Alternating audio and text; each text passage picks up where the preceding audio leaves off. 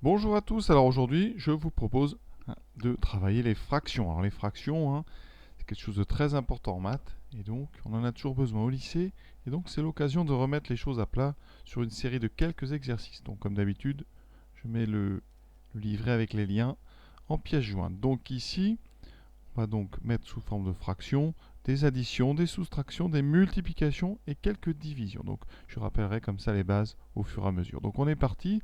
Première chose à faire, donc 7 plus 1 tiers. Alors première chose qu'il faut rappeler, c'est d'abord d'avoir, quand on manipule les fractions, une rédaction impeccable.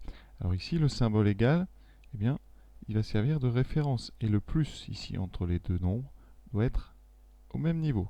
Tout comme le trait de fraction. Il faut vraiment faire attention en rédigeant.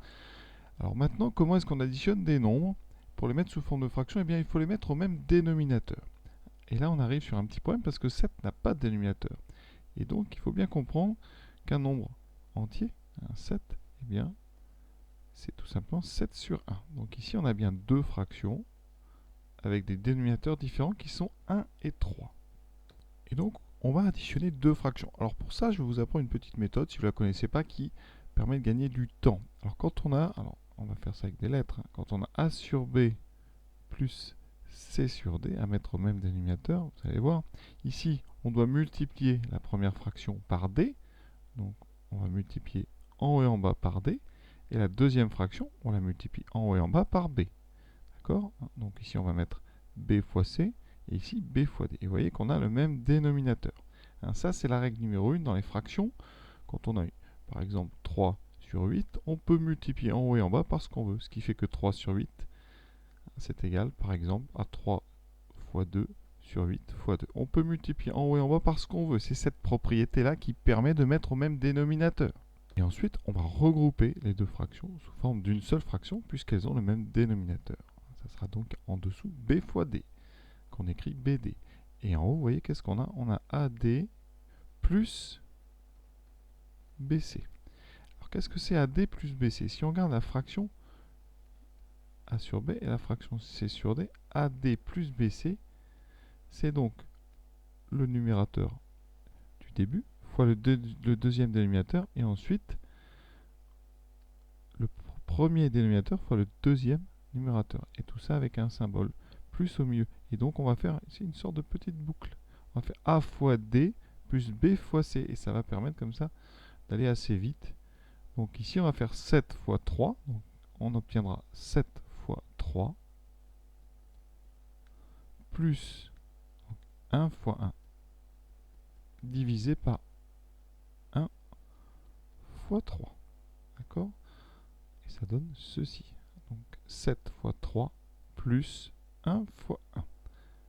Bilan 7 fois 3, 21 plus 1 divisé par 3. C'est ce qu'on écrit en général plus vite. On fait quand même attention à bien rédiger. Là, mon égal est un petit peu haut. C'est pas très grave quand même. 21 plus 1, ça fait donc 22 tiers. Vous voyez? Et donc, on a gagné un petit peu de temps. Ce qui fait qu'on va essayer de faire ça assez vite dans la pratique. Et donc, il faut s'habituer, s'entraîner pour que tout ça devienne une routine. Donc, 5 moins 2 sur 3. Alors, au départ, si vous voulez, on va mettre 5 sur 1. Ça permet comme ça d'avoir la formule qui apparaît. Et donc, vous voyez, on va avoir 5 fois 3 moins 1 fois 2. Après, on peut faire le calcul de tête. On va aller doucement. Donc, 5 fois 3, 15, moins 2, divisé par le produit des deux dénominateurs, donc par 3. 15 moins 2, ça fait 13. Ça fait 13 tiers. Vous voyez, ça va très vite. Troisième, donc ici on a plus 2. Donc on va écrire comme ça 2 sur 1, ce qui fera, alors attention, il y a un moins 1 ici. Alors ce moins, c'est moins 1 septième. Vous pouvez considérer, sans forcément l'écrire, que ce moins, il est en haut. Les fractions, le moins a une propriété. Vous pouvez soit le mettre en haut, soit le laisser devant la fraction, soit le mettre en dessous. Ce qu'on ne fait jamais d'ailleurs. On n'aime pas avoir des moins en dessous. Le moins devant va servir quand on a besoin d'une opération devant. Et le moins haut, eh bien, ça nous sert de temps en temps. Donc ici, moins 1 sur 7, et bien vous voyez, avec ma petite technique, qui n'est pas de moi, mais de cette petite boucle ici, on aura donc moins 1 fois 1. Moins 1 fois 1, ça fait moins 1. Plus 2 fois 7, 14.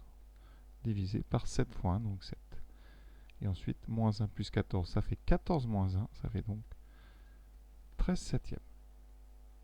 Et là, ici, quand on a la petite technique de la boucle, ça va très vite parce qu'on a déjà ici 4 nombres, donc on fait 1 de tête, 1 fois 15, 15, moins 5 fois 5 sur 5 fois 15. Alors ça, 5 fois 15, ça fait 75. D'accord? Donc on a 15 moins 5, 10 sur 75.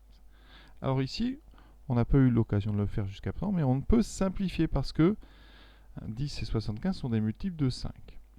Donc on va mettre ça vraiment en apparent, enfin on va le mettre en évidence, ça fait 5 fois 2 sur 5 fois donc 15. Et là, on a la propriété qu'on a utilisée au début, mais qu'on va utiliser dans l'autre sens. Je vous la rappelle, quand on a A sur B, on peut multiplier A et B par un même nombre C non nul. Et bien ici, on va faire ça dans l'autre sens. On va simplifier la fraction. Hein, vous voyez, on peut comme ça simplifier ici les C, et ça laisse A et B. D'accord? Et donc ici, en simplifiant par 5, en haut et en bas, ça laisse un 1 à la place. Il reste donc 2 fois 1, donc 2 sur 15, donc 2 quinzièmes. On continue. Donc là, c'est pareil, c'est simple. Donc 2 fois 18, 36. On met bien le trait de fraction à la hauteur du égal. Moins 9 fois 7, 63. Il faut connaître ces tables hein, par cœur. Divisé par 9 fois 18. Alors ici, 36 moins 63. Donc, eh bien, alors vous faites comme vous pouvez. Hein. Donc de 40 à 63, on a 23, 23 et 4, 27. Donc ça fait moins 27. Divisé par 9 fois 18. Alors, on va pas le faire parce que 27 c'est divisible par 9. Donc ici on va pouvoir faire une petite simplification, d'accord? Donc 27 c'est moins 9 fois 3, d'accord? Et donc ici vous voyez, on va simplifier par 9. Ensuite 3 et 18, ah, ça se simplifie par 3. Donc on peut simplifier par 3, donc ça fait 1. Et 18 divisé par 3, ça fait 6. Donc il me reste uniquement, alors le moins, moins 1 sur 6. Alors ce résultat, en général, quand on a une fraction seule, on ne met pas le moins en haut, on préfère le mettre devant la fraction. Voilà. Donc vous voyez, beaucoup de petites choses à faire sur un simple petit calcul de fraction. Donc il faut s'entraîner, il faut que ça devienne vraiment habituel pour vous et facile et rapide.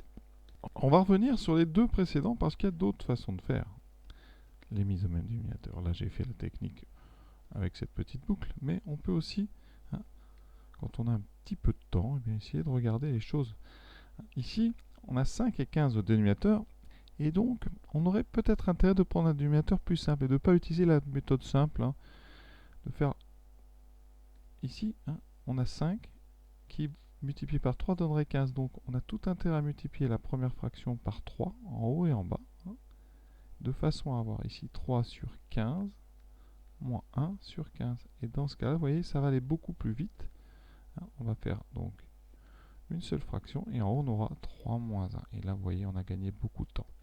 Donc il faudra toujours eh bien, regarder un petit peu les dénominateurs en présence avant de se lancer dans des petits calculs comme avec la boucle trop rapidement. Ça permet de gagner un petit peu de temps, pas toujours forcément le cas, mais ici je dis ça parce que quand on a 2 sur 9 et moins 7 sur 18, eh bien on peut faire la même chose. La première fraction on peut la multiplier en haut et en bas par 2, ce qui va faire apparaître donc 4 sur 18, et vous voyez que là on va avoir donc 4 moins 7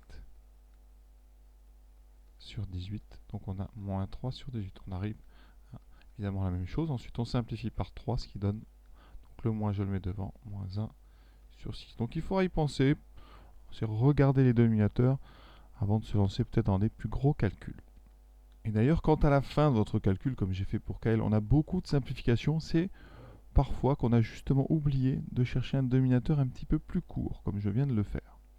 1 tiers plus 1 quart, alors ça vous pouvez le faire de tête. En haut, on aura donc 1 fois 4, 4, plus 1 fois 3, 3, ce qui va faire 7.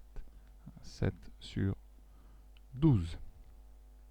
Maintenant, on passe aux révisions sur les multiplications de fractions. Alors, les choses à savoir. Quand on multiplie deux fractions entre elles, donc A sur B fois C sur D, toujours avec B et D non nuls, eh bien, c'est très simple. Vous obtiendrez une fraction avec en haut le produit des deux numérateurs et en bas le produit des deux dénominateurs. D'accord? C'est très simple. Donc ça comme ça, par exemple, on va faire le O ici et le P. Et petit cas particulier, si vous avez eh bien, un réel ici, un tout seul, hein, sans fraction, hein, eh bien, quand on a A fois C sur D, hein, eh bien, c'est comme si on avait ici un A sur 1, on l'a vu déjà tout à l'heure, et donc vous aurez A fois C sur une fois D, donc D. Tout simple. Hein. Donc c'est comme si eh bien, le A ne multipliait que le numérateur. Donc ici, quand on fait n, c'est-à-dire 4 fois 7 douzièmes, on peut tout de suite considérer que c'est 4 fois 7 sur 12. D'accord? Et après, on essaiera de simplifier au maximum. Donc ici, on regarde. Hein, 12 et 4 sont divisibles par 4. D'accord? Donc on va le mettre en évidence. On est là pour réviser. C'est le début. 4 fois 3, et vous voyez qu'il reste 7 tiers. Les 4 sont simplifiés. Donc souvent ça, on le fait directement à cette étape-là, ou à celle-là. Hein. On serait ici. Ici, on met un 1, et là, on met un 3. On peut le faire d'ailleurs directement ici, en faisant ceci. D'accord?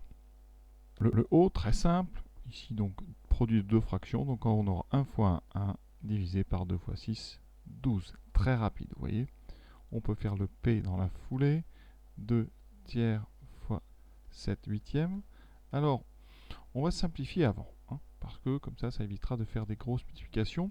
Ici, le 2 et 8, on peut simplifier par 2. Donc, il restera 1 en haut. Et ici, 8 divisé par 2, 4. Donc, en haut, 1 fois 7, 7 sur 3 fois 4, 12.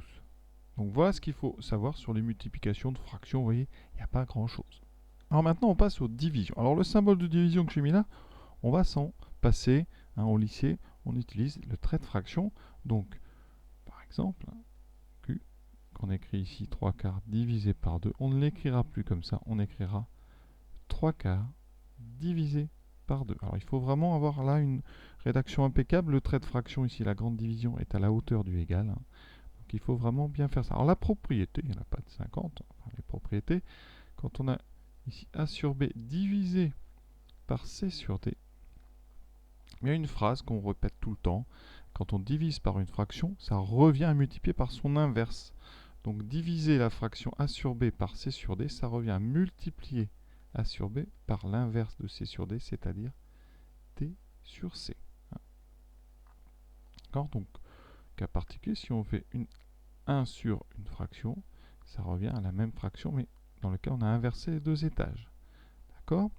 Et ensuite, alors les cas particuliers, si on a, par exemple, A sur B qu'on divise par un nombre, C, eh bien, B et C sont au même étage, ça fait A sur B fois C. Donc il faudra vraiment s'habituer. Et pour ne pas se perdre, on va toujours prendre comme référence la formule et la phrase. Quand on divise par une fraction, on multiplie par son inverse.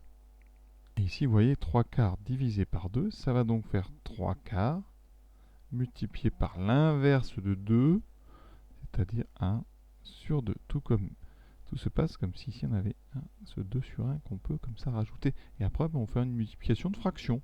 Donc là, on a 3 fois 1, 3, sur 2 fois 4, 8. Hein. Ça, c'est très important. Hein. Si vous vous trompez, les calculs est entièrement faux.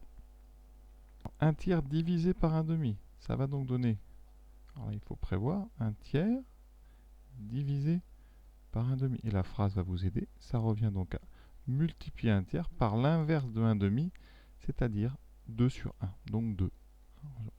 Et donc après, ça va faire donc 2 sur 3. Le dernier, donc S, 9 divisé par 3 demi, c'est donc 9 divisé par 3 demi, et donc ça revient à multiplier 9 par l'inverse de 3 demi, c'est-à-dire 2 tiers. Et là, on arrive sur les propriétés des multiplications. On a dit, le 9, ici, il est en haut, parce que c'est 9 sur 1, donc on aura 2 fois 9, 18 sur 3. Alors, ici, ça se simplifie, j'aurais peut-être pu le voir juste avant.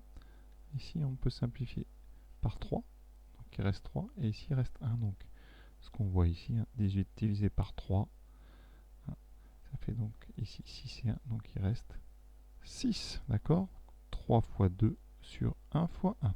Donc voilà cette ce premier exercice de révision sur les fractions, hein, sur les propriétés des opérations, plus, moins, diviser, multiplier. Voilà. Et je vous propose donc comme exercice suivant de travailler les additions et les soustractions dans cette série de 8 calculs. Voilà, à très très bientôt.